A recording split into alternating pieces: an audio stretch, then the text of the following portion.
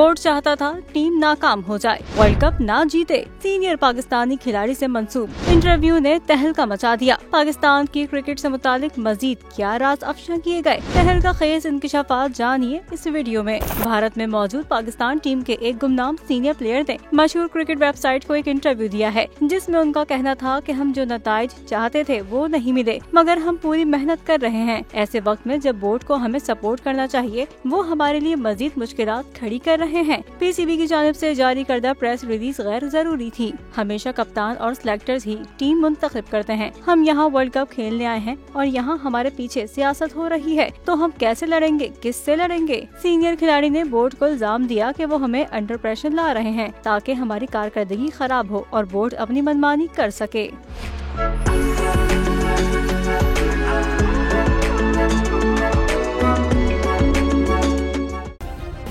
Subscribe करें और bell दबाएं ताकि कोई खबर रह न जाए।